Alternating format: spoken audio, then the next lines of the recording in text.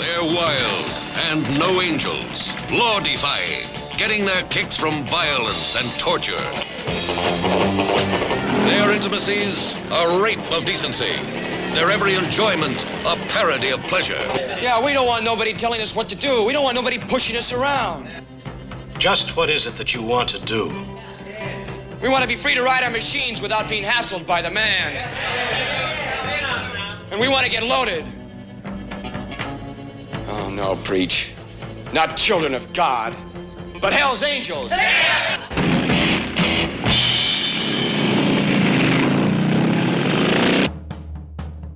We're not talking about actors.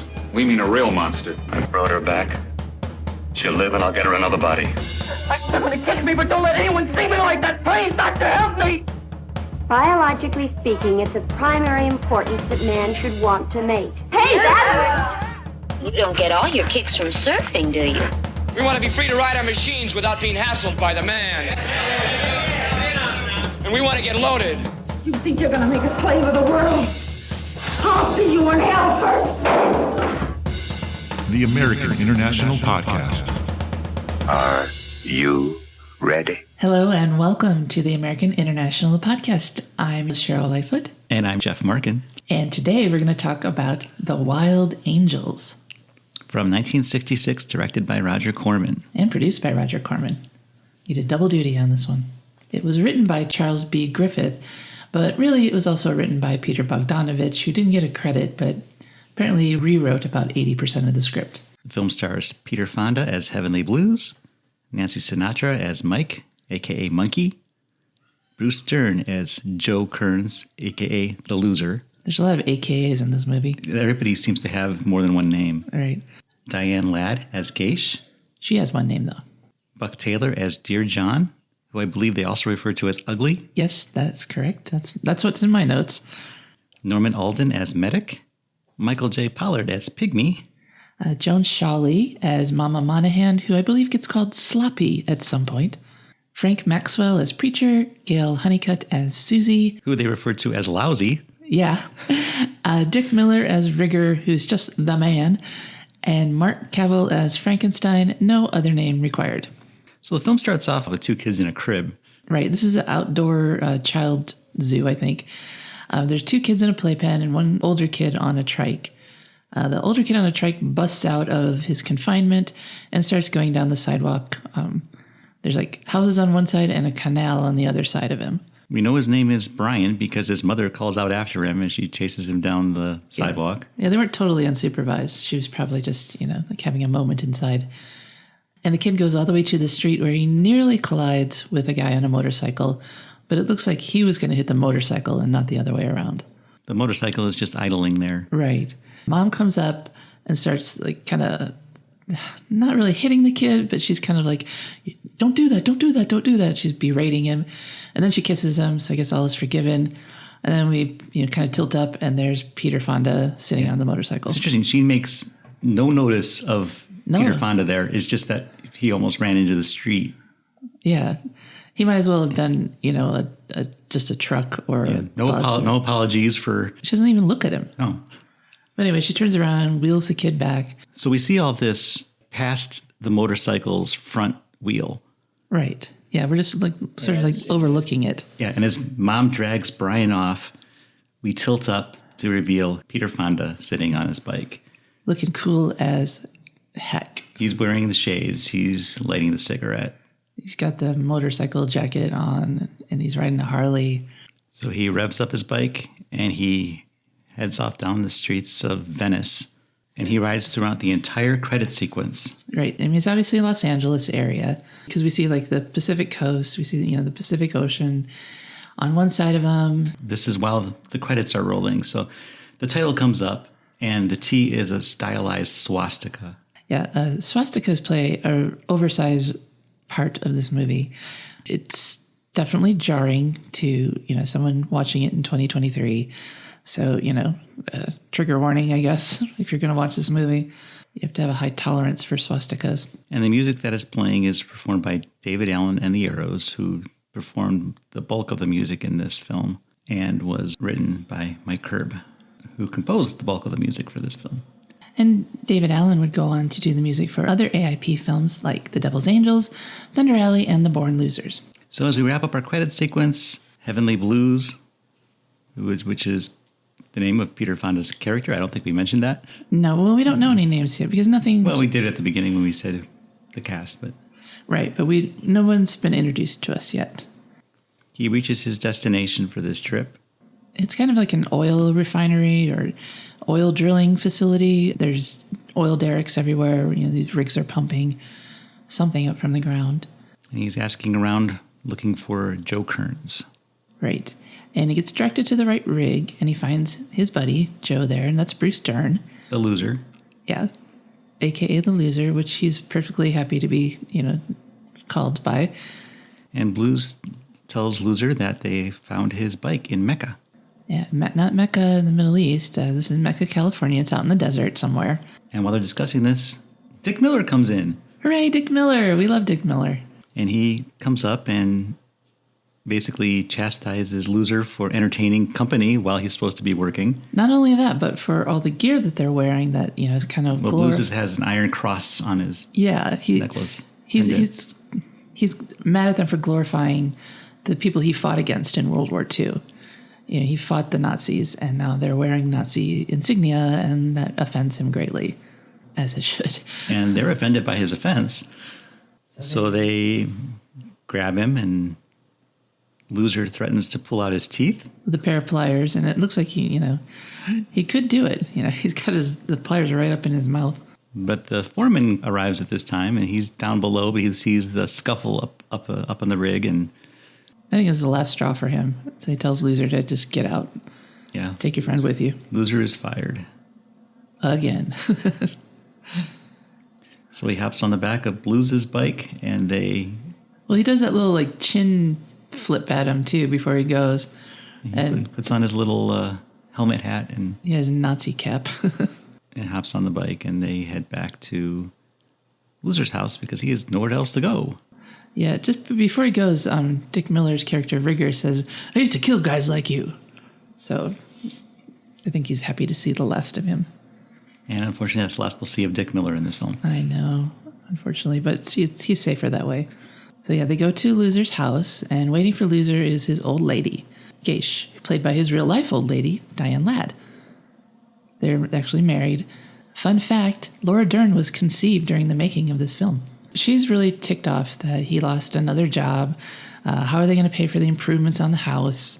What I read is that a lot of the bikers had trouble keeping jobs, and they just relied on their wives, girlfriends, whatever, to bring in the money because they had a hard time keeping work, and that sort of holds true here. However, she seems to brighten up when she hears it's going to be a road trip.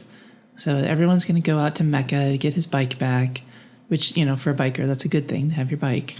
So they leave at dawn, and the next morning we see a pack of angels all riding south toward Mecca.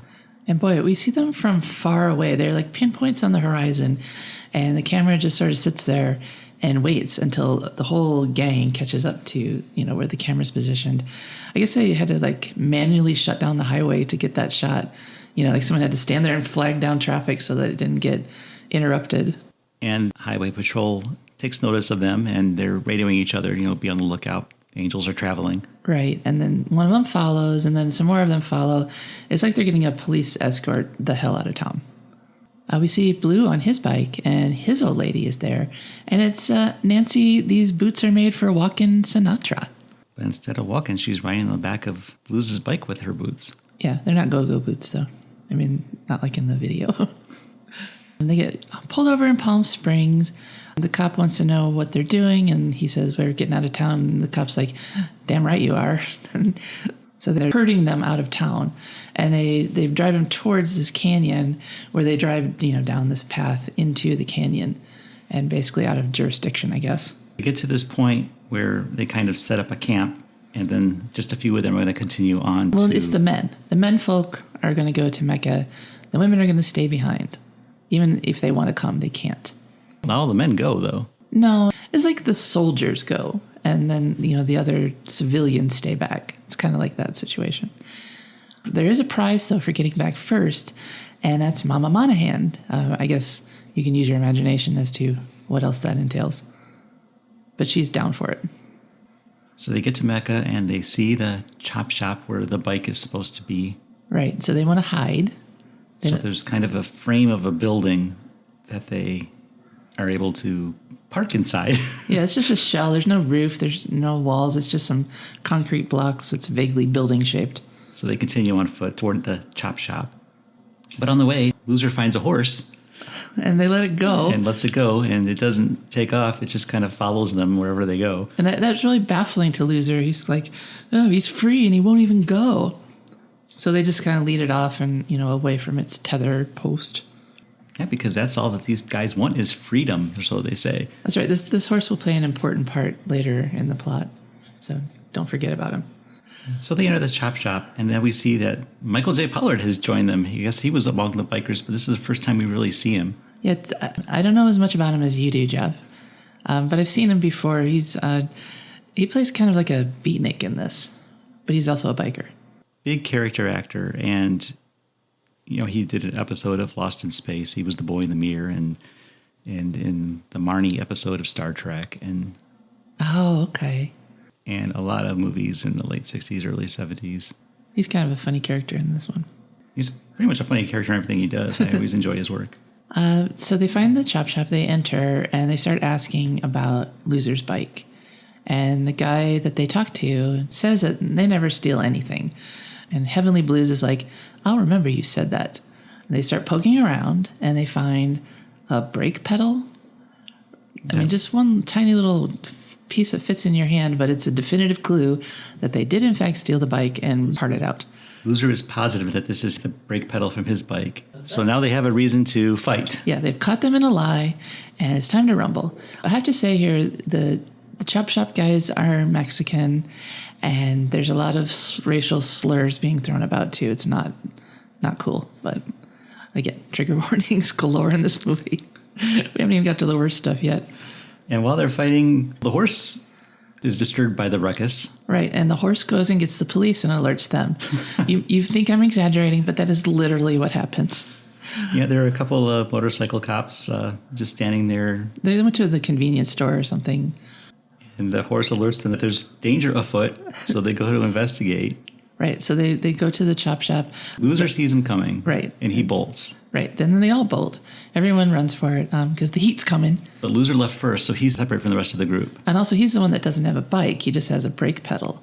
So he hops on one of the cop cycles and steals that. While the rest of them go to their own bikes and take off in, I presume, the other direction because they never catch up to them or see them again. No. So Loser is off on his own. And he's trying to outrun the one cop that does have a motorcycle. That cop said to the other one, call this in. And he went to chase him. And it's a pretty slow chase because I guess these cop choppers don't go very fast, not like Harleys. So, you can see... It doesn't seem to be going pretty fast because you're on this road. Well, yeah, it's really narrow and there's like a steep drop off on each side. It was making me kind of woozy just watching it. It's a little nerve-wracking to watch. But you see Loser in the seat kind of like trying to make it go faster. He's like, like you would on a... Giddy up. Yeah, on a horse. And it doesn't. And so the cop's chasing him and then he starts shooting. Yeah, the cop starts shooting at him. This scene actually takes a long time. This is like in real time. There's no edits here. So meanwhile, all this is happening, the other angels are headed back to their camp. Right. So Loser gets hit. He's shot in the back. Right. But the funny thing is here, then the cop goes over the edge of the canyon and sort of like flops down. Disappointingly, his motorcycle... bike does not explode. I know. That's what I was going to say. I was very disappointed. Yeah, Roger Corman failed us. Yes. I feel like that's a given in a movie, that anything goes off a cliff, fireball. It's just like 1 + 1 = 2. Loser himself, though, does not go off the edge of the cliff. He just kind of like comes to a stop and then sort of flops off to the side. Well, there's a roadblock, so he can't continue. Right. He sort of staggers towards the roadblock and then collapses, and the cops just all kind of stand around looking at him. Nobody's really trying to help him. At this point, I thought he was dead the first time I watched it. So we're back at the camp, and there's a party going on. Yeah, it's party time. They don't know what happened, so they can be forgiven. Yeah, nobody's back yet. Right, yeah. So this is this is what the civilians did while the menfolk were out on their mission. And there's like music, there's dancing. This is where we hear more Davy Allen and the Arrows music. It's like surf punk music. Am I wrong? No, not at all. Okay. And the men arrive. And Gaysh notices that the loser isn't among them, and she asks Luz where he is. He kind of puts her off. He's like, oh, he's fine. Don't worry about it. He'll be here soon. Explain what happened. You know, he stole a cop's bike, and she says, oh, wow. He's sure that loser can take care of himself. Although he says, or how the hell would I know? He's like really blasé about important things and like really into He is, but they eat him up inside, and it affects all of his interactions with everybody else and everything he does. Well, you know what he doesn't care about? Everyone else's feelings, though. This is true. So the party continues, kind of, because most of them are back. Right. So there's much debauchery going on here. You know, there's drugs and drinking. And, jousting. Yeah, jousting with palm fronds. They're making out. And then something really exciting happens. There's a rabbit. There's a rabbit. And they all hop on their bikes to go chase it down. They're like, you know, like if Elmer Fudd had a motorcycle. Yep. Kill the rabbit. Heavenly Blues and his old lady are kind of just languishing there. And she's trying to, you know, like do the relationship talk with him. Well, when he returned, she was dancing with Dear John / Ugly. He's not ugly, actually.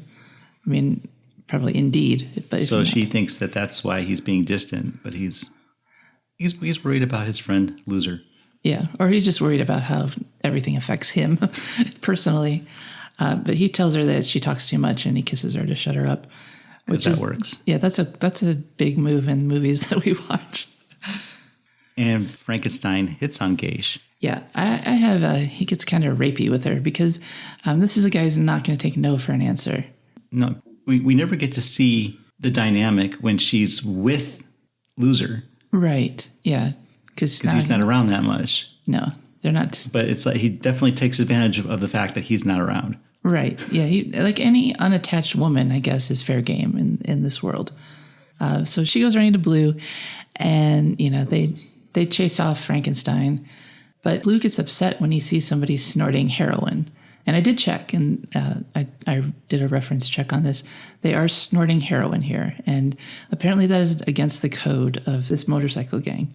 So you can get high, you can get drunk, but you can't do heroin. And at this point, the police arrive, and they break up the party. Yeah, chase him off.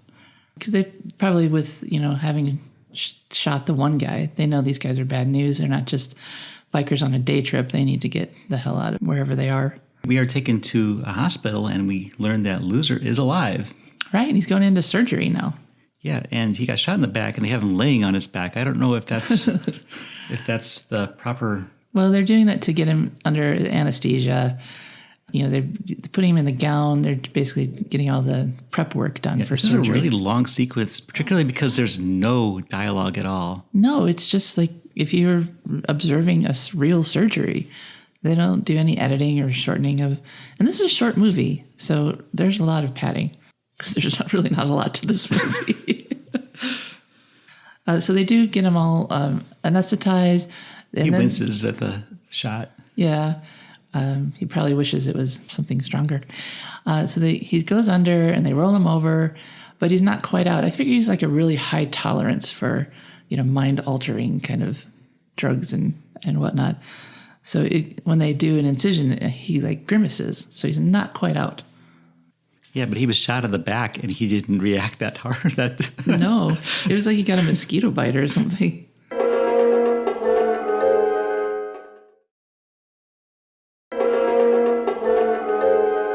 So now we cut to some smoky joint / biker bar that the Angels hang out in.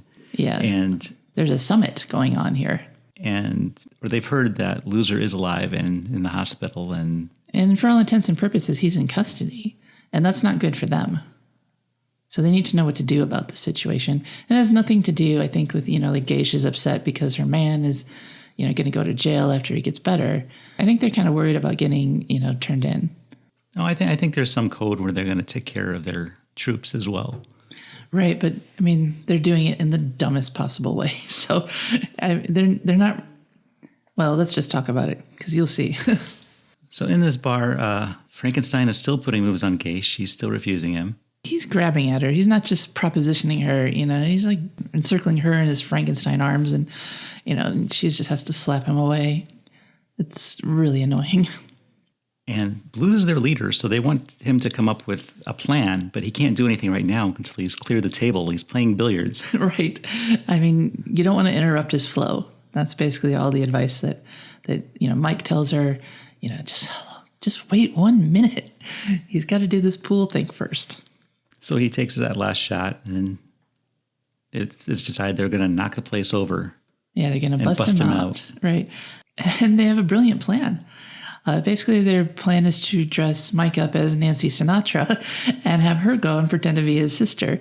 So she goes in wearing, her church clothes, complete with gloves and pantyhose and, pumps and everything.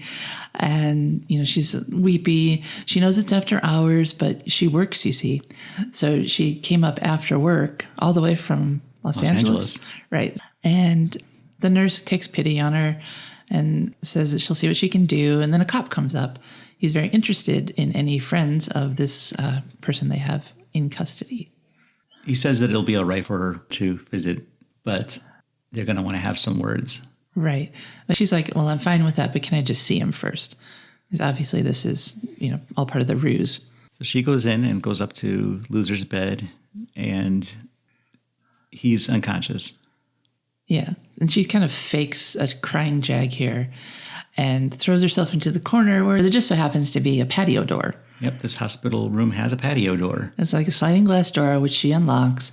And then she, continues with her commotion, but the cop takes her out of the room. And as she goes, we see Blues and the gang ready to come on in. Right, they were waiting for that. So they come in and... for someone with a back injury, they sure do jostle him around a lot. Like his spine gets a workout here. I just want to say that this was not a great plan, but it's executed a lot better than it should have been. Well, what they needed was like a gurney or something to put him on. And instead, they're just sort of like picking him up like a sack of potatoes and carrying him out of the hospital.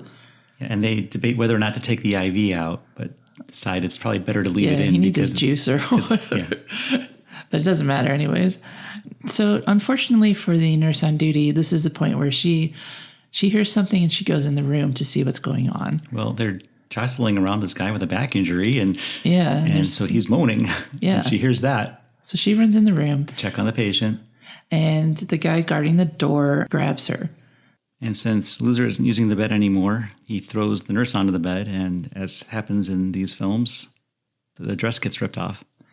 It didn't just get ripped off. He rips it off. He attacks her. And worse would have happened if not for circumstance. So they're carrying Loser out to the car, and they drop the IV, which is a glass bottle. This is the 60s, remember? And it breaks, and it makes a loud noise, which alerts the cop who's been sitting with Mike this whole time. Yeah, so he runs off to investigate the sound. He sees the nurse in her violated state there. And this is when Mike makes her exit because the coast is cleared momentarily. Yeah, nobody's watching her. So she runs out and just in time to hop on the back of Blues' bike. Oh, no, they're in the car. Yeah. They steal a police car, don't they? No, it's like a station wagon. I don't think it was a police car. Why do we hear the police radio while they're in the car then? I don't know. Whatever vehicle they're in, whatever's happening on the police radio, we hear that. So at this point, there's no point in him having an IV needle in his arm. They take that out. And so their plan is to take him to a safe house. Right. Which seems to be the home of... Is it Momma Monahan? I think Momma Monahan. She looks different here. She's like at the same character was really casual when they were camping in the canyon. And here she's like really dolled up. Like she's getting ready for like a vaudeville show or something. She doesn't want him there though. They dump him on a table. It's really unceremoniously dump him on a table. And they call for the medic. And Gaysh questions, why didn't you just leave him there? Because he's obviously in need of medical attention. Right. Yeah. Anyone can see that. So while they're calling for the medic, they drag him into another room. Yeah, they're like in the kitchen. Momma Monahan did not want this soon-to-be dead body in her kitchen. So they take him up to, I think it's Susie's room. Suzie is played by Gayle Hunnicutt. And her kids are in there, and she just got them to sleep, so she's really pissed off. Yeah, and there's a Nazi flag draped over the bed, so it seems like a great place to put him down. Yeah, it's a great place to put your kids down. I mean, it's a swastika city, and it's... Ugh. This time, Medic has arrived, and he looks him over, but shakes his head. Yeah, there's nothing he can do, because I'll bet you $10 he really has no medical training, except maybe he was in the army or something. But Loser becomes conscious at this point, and he realizes he's been sprung, and he's happy that he's free. Right, even though he really doesn't feel that great. And so they kind of debate amongst themselves what's the best thing to do, and they decide, well, let's let him have a toka pot. Well, that's what he wants, because they think, does he want food? They don't ask him. They just decide, no, he doesn't need food. Water? Yeah. No. So they ask him, and he says he wants to get high. Right, and so they oblige. Someone passes him a joint. He takes a puff, and then he croaks. I think the only people really upset at this point are Gaysh, obviously, and Blues. Yeah, Blues walks out to the beach to contemplate the meaning of life. Well, the meaning of death. And does Mike join him? Yeah, she chases after him. But he wants to be alone to mourn his friend. And think about how sad he is personally, how this affects him. But Mike wants to be there for him, so she follows. Yeah. She's always trying to do everything for him, do all the emotional labor she can for him, but he doesn't care. So now we cut to the nurse is going through mugshots of angels, and she picks out a picture. It's actually like a picture of the cast. There's a bunch of pictures of cast members. Well, there's 2 pages with Michael J. Pollard as Pigmy. So he's been picked up twice. Yeah. I guess, because he has 2 different mugshots. She picks a picture that the only face she can remember, and, it's Peter Fonda's, a.k.a. Heavenly Blues. So now they have a suspect. But there's also a funeral to plan. Yeah, so the gang drags Loser's body over to the mortician's. And apparently they have faked a death certificate, and the mortician is amused, but doesn't care. It's catch on the barrelhead. Doesn't matter. They're there to plan the funeral for him, and they want it in his hometown of Sequoia Groves. And they negotiate the price. It goes from $350 to $450 to $400. Plus tax. And then they leave him to the embalmer. And now there's a really weird sequence where Blues is just sitting outside of a window. Yeah, what happened is that the cops know his name, and I think they know his regular hangouts, and they've gone to one of them. It's either the same biker bar or a different biker bar, because the gang's there. It's their clubhouse, who knows. But Blues is outside, he overhears this, and he knows not to go in. And we overhear many, many cats. Yes, there's some sort of cat orgy going on or something. There's a lot of yowls. They're not all the same cat, so it's just weird. It's weirdly I'm sure it's supposed to represent something, but I can't figure out what it is. I don't know, because later on we'll hear police sirens coming in. It's virtually the same sound, but different meaning. So the angels are meeting on Medic's boat. Right. And they're talking about how they're going to do this funeral procession. The original plan was to have everybody ride down together in the morning, sort of en masse, and get to the funeral that way. But Heavenly Blues, who they sometimes call President, vetoes that suggestion. No, instead he suggests that it'd be better if they split up, travel by 2s and 3s, take different roads, not wear their colors, and smile at the man. Right. He wants to stay under the radar here. Don't attract any unwanted attention. So everybody disperses to get a good night's sleep before the funeral, I guess. And Blues is left with Mike on the boat. And she's trying to have a heart-to-heart with him. Yeah, but he's ruminating over whether it was his fault that Loser's dead. And Mike's like, no, of course not. Don't blame yourself. She turns on the radio, and there's a song on the radio called Lonely in the Chapel, performed by the Hands of Time, which is obviously supposed to be a play on Crying in the Chapel. It sounds kind of Elvis-esque. And Crying in the Chapel had just fallen from the top of the charts a few weeks prior, so it was pretty obvious what this was supposed to represent. Well, obvious to you, because you know a lot more about 60s music than I do. You're an expert, and I'm sure you recognize what the song was trying to do. Well, actually, I didn't really think that much about it, to be honest. I was just noting how Mike wants to know, has anything changed between them? And he's like, I don't know. He really just rebuffs any attempt to, like define the state of their relationship. He's not interested. That's what she wants. It's not what he wants. And she says it's like he died with Loser. Yeah, like he's gone. He's unreachable. And then she wants to know, like, if she died, would he be affected? And he's like, nah, probably not. I think initially they were going to have him stay away from the funeral because, he's the one that's wanted by police. But he decides to go anyways. So the next day is funeral day. And as planned, they all travel separately. Mama Monahan goes to get a preacher so they could have a ceremony. Yeah, she just goes to some cabin in the woods and hires the guy who's there. So he arrives at this church and everyone is seated and relatively quiet. What was funny is that when he gets there, they show it from the outside, and there's just like 3 dozen bikes parked outside, and it kind of gives that a look like, oh boy, what have I gotten myself into? And he goes in and he sees the gathered, the congregation, and he looks at them with a little bit of disdain.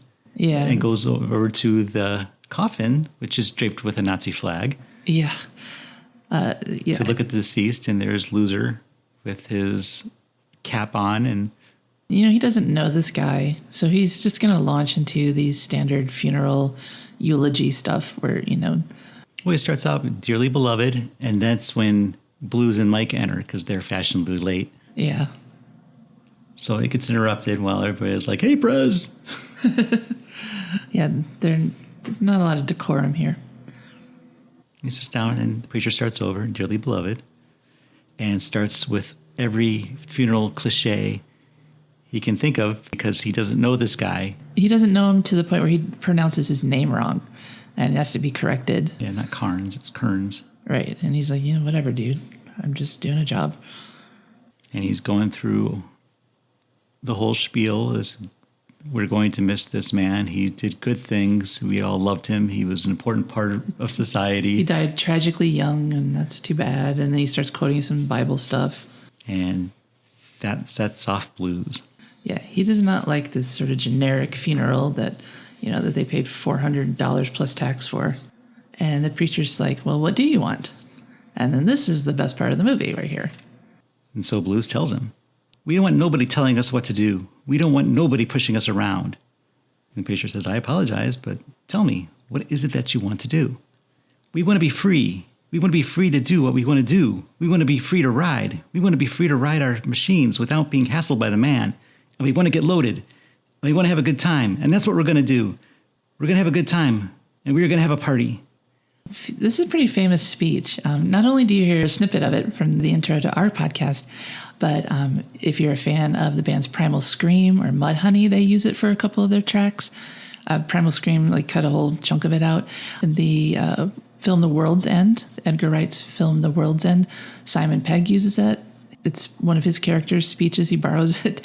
And it was featured in the launch trailer for the video game Need for Speed. So this is kind of an iconic speech here. I think this speech is the whole point of the movie, to be honest. Oh, definitely. And I love how it just sounds like it's being improvised because it's just building on what was said. We want to be free. We want to be free to do this. We want to do this. And we want to do this because of this. Yeah. And it just builds on everything. It's like every sentence starts from the previous sentence and builds on it. So it feels very natural. Yeah. Very from the heart. Unfortunately, everything goes downhill from here. Well, they're going to have a party, so... Yeah, so somebody's going to suffer. So the music starts playing, and they start to thrash the place. Yeah, and they grab the preacher and tie him up. He tries to leave because this isn't the environment that he wants to be in. Yeah, it's not his church. This is just some random church that they picked, and he doesn't need to be here. He doesn't have to protect this stuff. But they're not going to let him go. They knock him out and tie him up and leave him on the floor. Right, with a flower in his hand. It's sort of like corpse pose. So there's music, and there's dancing, and there's beer, and there's drugs. And even worse. So Frankenstein, is renewing his interest in the widow Gaysh, only this time nobody's stopping him. Yeah, Gaysh is headed over to the coffin to say goodbye. Right, she's still upset. Rightly so. Yeah, it's her old man. And, this is becoming kind of a farce with... Yeah, And it's not very respectful. No. So here, Frankenstein and, well, let's call him Ugly in this scene, they drag her off. First, they make her snort heroin. Again, do people snort? I don't know anything about this, but apparently here you snort heroin. And it sort of like doesn't knock her entirely out, but it makes her very pliant to what's about to happen to her, unfortunately. So the clothes start to get ripped off, and then she's just thrown in the corner, and we know. Have to see what happens after that. But we know. They take Loser out of the coffin, and they kind of pose him Weekend at Bernie's style. Yeah, and Pigmy pulls out his sunglasses and puts them on, so they don't have to have Loser's dead eyes staring at them. And they put a joint between his lips. I feel like if they remade this movie, they'd be taking selfies with him at this point. He's just a prop. And since the coffin is empty, they decide to put Preacher in there. Right, so he gets dumped in the coffin. He's probably better off there, though. At least they can't step on him that way. So there's just a lot of chaos going on at this wake right now. Right. So Blues himself snorts heroin here at this point, even though I guess he's not against it anymore. And he tells Mike to shove off at this point. He doesn't want her anymore. And then Ugly kisses Mike. And she's not like totally against it. And Blues goes up front behind the altar. Oh, with Mama Monahan. We don't know she's down there yet, though. Oh, we know somebody's down. We assume somebody's down there, but I don't think we know who it is. And then the worst thing, like the first two people who raped Gaysh invite more people to come do it. It's so upsetting. I'm sorry. I just really hate this part. Also, while we're hearing like the bongo music, someone is singing a hymn at this point, and I don't know where that's coming from. It's really jarring to hear, like the fun bongo music, even though I could hardly call this scene fun, contrasted with somebody singing some kind of funereal hymn. Yeah, it's really out of place and jarring is the right word. And it's just a weird choice because it doesn't add anything to the film. It's just sort of distracting. Sort of like the Cats earlier. Yeah. I'll have to see what Roger Corman's sound design philosophies are at some point. Gaysh finally is through her ordeal, and she kind of stumbles over to Loser's body where... and she apologizes. Appallingly, she apologizes to him for just being gang raped. It's... Ugh. Well, it wasn't her fault. Of course it's not her fault. But she doesn't, she's like, she cheated on him in her mind. Ugh. So Blues is finished with Momma Monahan. He sees Mike and Ugly dancing, and he confronts them, punches Ugly, and then basically tells Mike to go to hell. And in a moment of rationality, realizes that this is disrespectful to his friend. Yeah. So he grabs Loser's body, has the preacher dumped from the coffin so they could put Loser back where he belongs. Mm-hmm. So now it's time for Blues to bury his friend. Yeah, they have a processional, just like in all those English movies where people are walking to the graveyard or biking in this case. Blues is up front on his bike, and they're slowly going toward the Sequoia Grove Cemetery. Right. The three women, Momma and Gaysh and Mike, walk behind Blues, and then behind them, 6 guys like Pigmy and Ugly, etc., are carrying the coffin, still draped in the swastika flag. Ugh. And the rest of them are on bikes, and they slowly go through town, and the townsfolk are just staring at this sight. It's like a parade, but not one you want. It's like when those Nazi parades would come to town. There's one guy on the sidewalk with a movie camera filming the whole thing. Yeah, I saw that. Cell phones weren't invented yet. No, but how else are you going to share it with, like, God, can you believe what I saw today? Nazi funeral in I can't wait for their social media. For now, I'll just have to archive it. This takes forever, by the way. This is such a long sequence. They just go here, there, they turn, they're on a new road, then they go up towards the cemetery. Ugh. It takes long enough that the preacher is able to cut himself loose from his binds and runs to the phone to presumably call the police. Yeah, he found like the top of a broken bottle and sawed off his rope that was wrapped around his wrists. So the cops know, and obviously the cops are going to show up eventually. So as the townspeople are staring, the processional finally makes its way to the cemetery. Yep, there's already a grave dug, luckily for them. So they're ready to put him in the grave. But the townspeople start to get a little feisty here.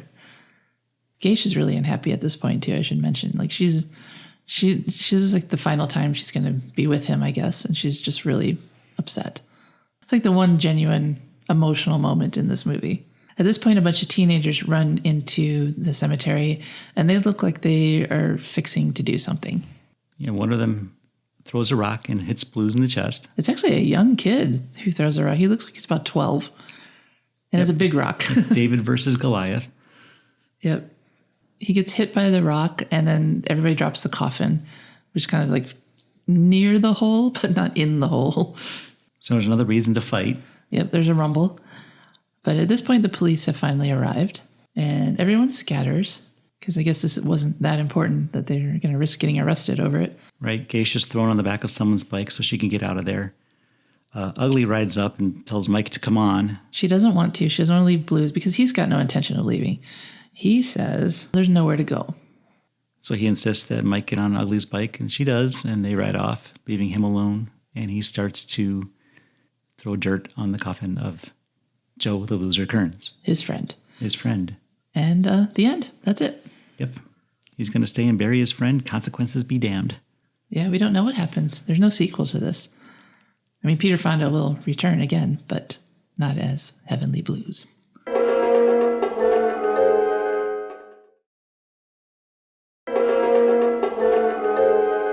Welcome back to the American International Podcast, and we're discussing Wild Angels 1966.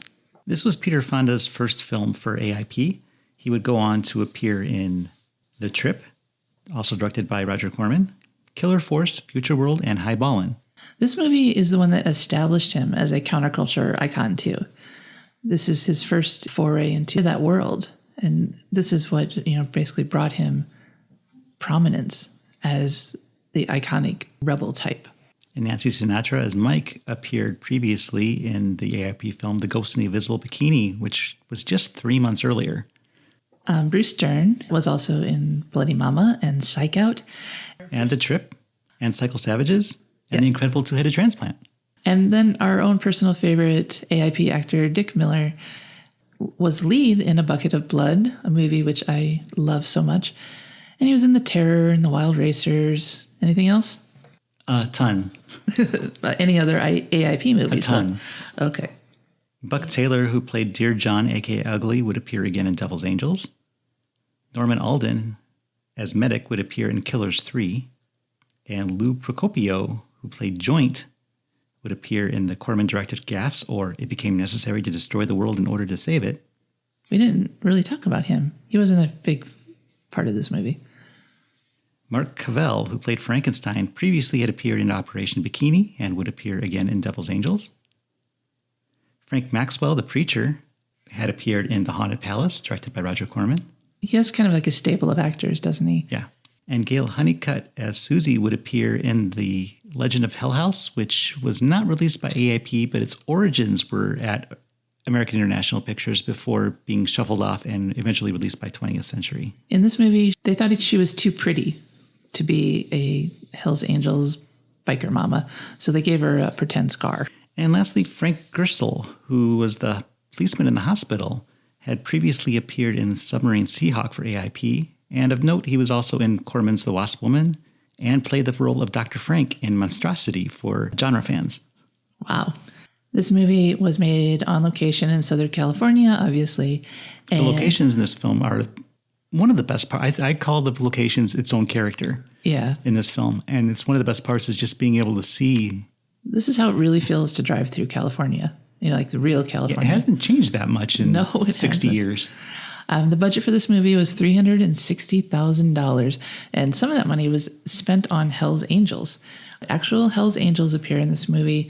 They were hired sort of to give the film sort of some, realism. He paid them $35 a day for their cooperation and $20 a day for the use of their bikes, and their old ladies who they dragged along got $15 a day. But they weren't very good at showing up, so sometimes they would come and get their money and then just take off. And Corman says in one of his books that if you pay attention, you'll see the background angels kind of changing from shot to shot. And he was surprised that nobody ever noticed that when they were critiquing the movie. Well, there's so many characters that actually have names that you can't even recognize in this film that I'm not surprised that the background rabble doesn't really get. Yeah, you don't take note of the background. And he also bought them beer and marijuana, and they still just, like they were there, maybe they weren't. They had cops kind of, keeping everybody safe because, these are actual Hells Angels. And the cops who vetted the Hells Angels were like, every single one of these guys should be arrested. But Corman convinced them that probably better to keep them gainfully employed and out of trouble. And so that didn't come to pass. I got the idea for making this movie by seeing a photo of a biker funeral in Life magazine. AIP wanted to tell the story from the point of view of the townsfolk who were being, infiltrated. But Corman's like, no, the Wild Angels are the heroes here. That's the story I want to tell. And AIP agreed, luckily, because that's what people wanted to see, obviously. I think that was the right choice. Yeah. AIP wanted another version of the Wild Ones with, the 50s Marlon Brando movie. But Corman had his own idea and basically established an anti-hero. Right, yeah. And I think it was the right choice. And the title of the movie was originally going to be All the Fallen Angels, but Jack Nicholson suggested the actual title of The Wild Angels, so he did a title upgrade on this movie. When he was researching the movie, Corman actually hung out with Hells Angels, and he listened to their stories, he partied with them, and he found that they don't do any drugs besides marijuana, and they don't drink hard liquor. They just drink basically beer, and then they get high. So that's what he tried to portray in the movie, except for the occasional bout of snorting heroin. He found the Hells Angels really hard to work with, like I said, but this production was really bogged down because their bikes were old and always needed to be repaired. And so, really, he hated waiting on that. He said the delay was really awful, and he calls this film one of the most grueling productions of his career. And it was really cold out in the canyon where they were filming, so not fun at all. But he saw these Hells Angels as like the modern day cowboys, with their choppers or their horse, and they just want to ride free. And that in itself doesn't seem to be too much to ask. That's what we all want. We all want to be free. We all want to do what we want. But where that comes... Do we all want to get loaded, Jeff? Yeah. But where that becomes a problem is when that interferes with other people's freedom. And it's still a problem a lot of people are dealing with today. If what you want to do is destroy property and rape and pillage, I think you need to ask yourself, why is that what I want and not I should just be able to do these things? Yeah, if all that we're doing is just riding down to the canyon and having their little, jousting parties and listening to music and getting high, who cares? But, when this becomes necessary to tear apart a chapel, then that's not cool. So I was trying to put myself in the period of when this movie came out. So I looked at the music charts for the week that the movie was released, and the top 5 songs were like all over the place, genre-wise. Number 5 was Cara Mia by Jay and the Americans. Number 4, What's New Pussycat, Tom Jones. Oh, wow. Number Everyone's 3, mom liked that song. Number 3, I Can't Help Myself, Sugar Pie Honey Bunch of Four Tops. Number 2, I'm Henry VIII I Am by Herman's Hermits. And number 1, I Can't Get No Satisfaction by the Rolling Stones. Now that is a song that fits with this kind of ideology. Yeah, that's what I'm saying. But as I mentioned before, just 3 months earlier, Nancy Sinatra was in The Ghost in the Invisible Bikini, which was arguably the last of the beach pictures, even though there was no beach in that one. She kind of stands out here, though, in this movie. She doesn't really seem to fit in with the other biker broads. Her hair is perfectly coiffed. She's very well dressed. She's the one that can pose as a legit member of society here. She seems to stand out as being too like a soch here with all the losers.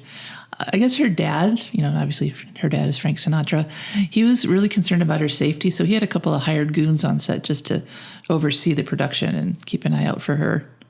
Right, but the point that I'm trying to make is that the times they were a-changing, and the beach pictures weren't going to be happening anymore. The situation in Vietnam was just starting to escalate. I think Roger Corman really identified as a rebel here, too, because he was getting frustrated working with the major studios and even with AIP, kind of having to buckle to the pressure by the man. And so he really took off in his counterculture vein here. The movies that he made changed at this point as well. And this was really the instigator. In a way, but his follow-up to this was the St. Valentine's Day Massacre for 20th Century, which he got the job based upon this film. So, well, yeah. I mean, I didn't say he instantly turned on 180 degrees here. No, there's that paycheck to consider before turning your back on the man. Well, one movie leads to another, and once you get to a certain point, you can start making all the decisions. Well, you take the jobs you don't want to make the money to do the things you do want to do. I do that all the time. The Hells Angels were not thrilled at the way they were portrayed in this movie. They tried to sue Roger Corman. They actually threatened to snuff him out at one point. Not the whole gang, but one person did. It amounted to nothing, and Roger Corman obviously is alive and well today. But it just goes to show that, he talked to them. He paid so much attention to them, and yet they still didn't like the way they were portrayed. Well, I think this movie is interesting because at the time, this probably seems extreme, but it's probably really tamped down to stuff that was really going on. Yeah, he said, I think I gave you an upgrade. You're actually much worse than I portray you. But I guess they didn't want to hear that. I don't know if I would have told them that, but that's what I would be thinking. That's what I am thinking. He wrote that in his book. I don't know if he actually was said that to them face to face. One more thing I'd like to mention is that the soundtrack album to this has a version of the theme song with lyrics. Oh, no way. It's credited to The Visitors featuring Barbara. And you recognize it as the song that Davy Allen and the Arrows perform. But this production, it sounds like a Phil Spector Wall of Sound thing. It sounds like something the Ronettes might have put out, or the Crystals or something like that. And when you put lyrics to the song and it sounds like a girl group singing, it's got a totally different feel. The lyrics go, wild and free, living wild as the wind, the wild angels ride tonight. And you can bet somehow they'll break the law again. The wild angels ride tonight. It sounds like their TV theme song. It does. It sounds like it's the opening to a sitcom. Weird. I'm glad they took those out. Yeah, I think it was best for the film that was left off, but I am glad it's on the soundtrack so that we can all enjoy it. So check that out. Yeah, good. Wherever you get your music. I guess now we should talk about how we're going to rate this movie on our AIP scale. Well, I am going to give this one an A. It's not always pleasant to watch. The characters are all unlikable with the exception of Gaysh and maybe Loser. We don't get to know him that well. Well, he's a loser. He's a loser, so maybe you feel for him for that. He's kind of a dumbass. I don't know. I enjoy watching Bruce Dern and everything, so he may not be the likable character, but it's always fun to watch him. So, yeah, this is an A for me. I think it's a very important film. It was the first, it started a new cycle of films. Good one. Yeah, I mean, and this movie did baffle box office for AIP. People loved it. There's one group of bikers who actually wanted to take their bikes into the theater to watch it together, one gang, and they let them. I mean, that's how important it was culturally. I'm really torn on this because watching this movie was not fun. And there were parts that were funny. I laughed at some of the scenes. I laughed when the kid threw the rock and they dropped the coffin. But, there are parts that are really hard to watch, like trigger warning stuff, all the sexual assault and all the Nazi imagery, all the racist slurs. That's really hard to watch. But I understand that that doesn't make it a bad movie. And so, I would give it how it made me feel. I would give it the P for pathetic. But is it a good movie? Yes, you're right. It deserves an A. So it's with the great misgivings that I agree with you. Just know that if you watch this movie, it's not fun. Yeah, I try to imagine what it would be like to be a young kid, like 13, 14 years old, and seeing this movie. And if, at that time, if this would be inspirational, like this is something that I want to be. Because the speech itself says so much. I want to be free. I want to be able to do what I want. Oh, yeah, that's A+ stuff. That's just basically speaking, that's what everybody wants. Right, to define your own life. So if you don't look at what it is that they actually want to do, which is antisocial in the extreme, it sends a good message. As long as you don't look at do as I say, not as I do. Exactly. Oh man. So I guess, as a cultural artifact, this is a fantastic movie and definitely worth seeing. Just don't do what they do. Thank you for listening to the American International Podcast. I'm Cheryl Lightfoot. And I'm Jeff Markin, and we'll meet you at the drive-in. Follow the American International Podcast on Instagram, Twitter, and Letterboxd at AIP_pod and on Facebook at facebook.com/American International Podcast. The American International Podcast is produced and edited by Jeff Markin. A man whose mind is distorted by hatred. And Cheryl Lightfoot. A girl hungry for too many things.